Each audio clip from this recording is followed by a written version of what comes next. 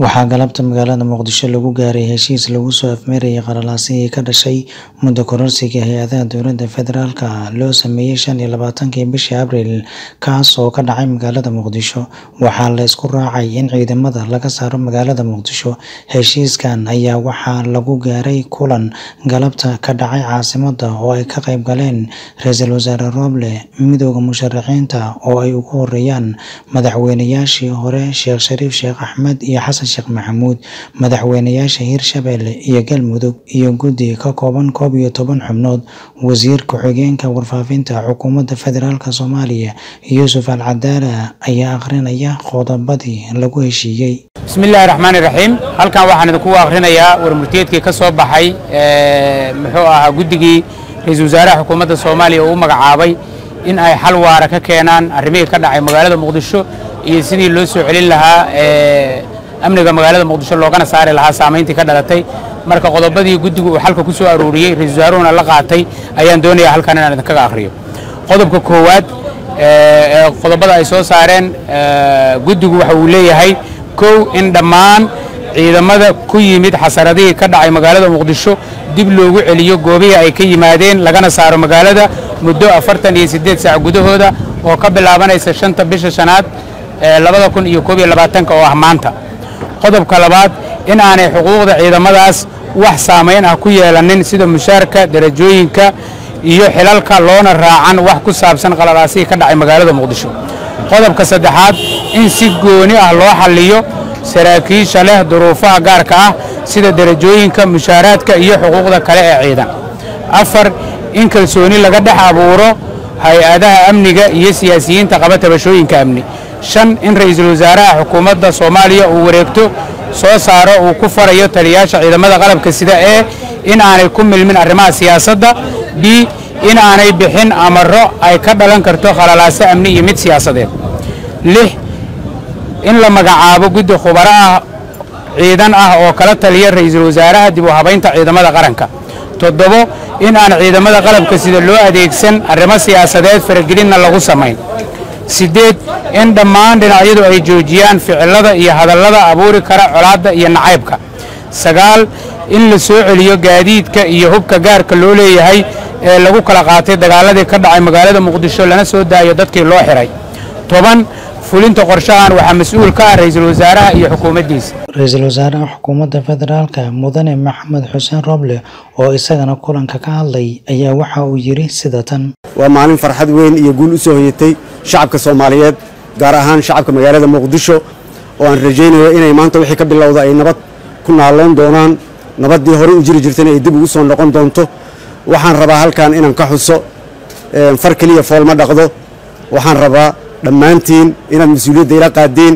guddiga fulinta guddiga waa inuu igu daba galaa oo hawsha sidii loogu rabo ugu qabtaa. madaxweynayaasha hore waxaan ka codsanayaa madaxweynayaasha maamul goboleedyada iyo Ra'iisul Wasaarihii hore iyo musharaxiinta dhammaanteen mas'uuliyadana saaran.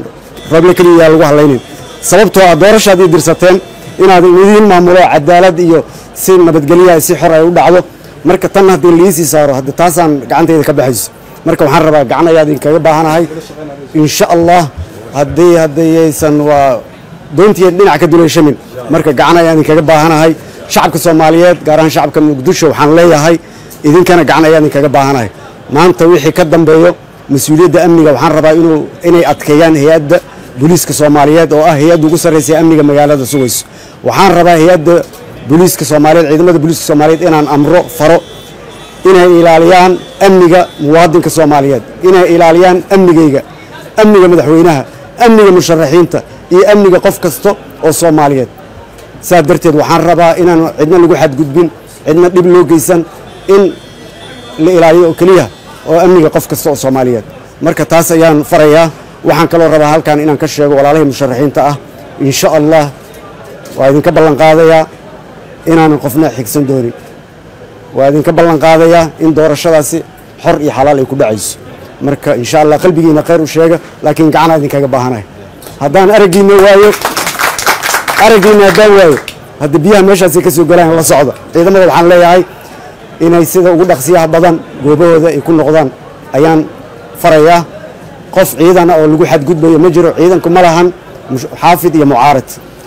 ciidanku ma lahan kana qaldanaa iyo kana saxsanaa ciidanku waa mid ciidanku waa ilaaliyaha guud ee qaranka ciidanku waa la dagaalaha al-shabaab argagixisada al-shabaab marka waxaan leeyahay ciidanka midnimada adkeeya madaxweynihii hore ee dowladda federaalka Soomaaliya mudane Xasan Sheekh Maxamuud oo kulanka ka hadlay ayaa waxa uu yiri sida tan guddiga ka soo shaqeeyay hawshan dhinacyada badan lahaa iyo dadkii ay la soo kulmeen oo dhan oo talooyinkoodii ay ka soo aruuriyeen una dhaga nuglaaday ayagana inay dhageystaan oo ay muxuu ahay go'aanadanna ay la soo qaataan annagu nabadaan rabnaa dowladnimaan rabnaa dimuqraadiyadaan rabnaa in hore loo socdo oo doorashooyinkii sida qaanuunka iyo dastuurku tilmaamayo dib uga dhacsannahay inaanan ka daahinaan rabnaa muddo dheer saan laguma sii jiri karo inaan hore u soconnaan rabnaa waxaan rabnaa in wax kastoo caqabad ah oo ra'iisul wasaaraha inuu xilkiisa iyo hawshiisa guto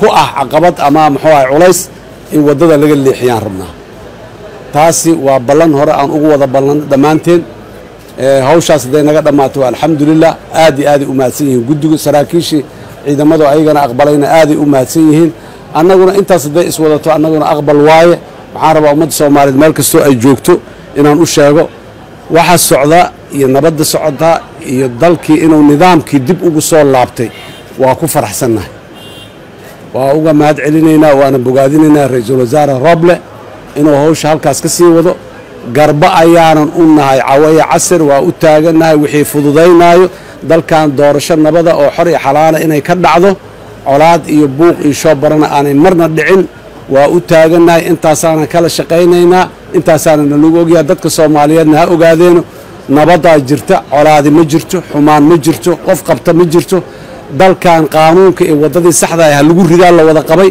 haddana waa la isla gartay in lagu rido inta dhimanna dagaalkeedan la imaanayna waana la dhameystiraa aad iyo aad u mahadsantihiin assalaamu calaykum waraxmatullahi wabarakatuh haddii wadahadallada talooyinka isu tanaasulka ku saabsan sida ugu fudud ee doorasho wada ogola dalka uga dhici karto waxaa suurtagal ah in laga gudbo duruufaha ku horgudban doorasho waqti cayiman dalka uga dhacda ra'iisul wasaare Roble ayay u muuqataa inuu caqabadii koobaad ee doorasho uu soo afmeeray balse weli waxaa u dhiman labada maamul ee inta badan bulshada Soomaaliyeed indhaha ku hayaan markii doorasho la sheego waa Puntland iyo Jubbaland haddii madaxweyne Deni iyo madaxweyne Madoobe ay iyagu tanaasulaan oo aqbalaan heshiiskii ay iyagu saxiixeen ee 17 Sebtembar waxaa Soomaaliya u bari doona waa cusub iyo qaangaarnimo siyaasadeed waxa ay Soomaaliya liiska hore ka gali doontaa wadamada khilaafkooda doorasho iyaga gudahooda xal ka gaara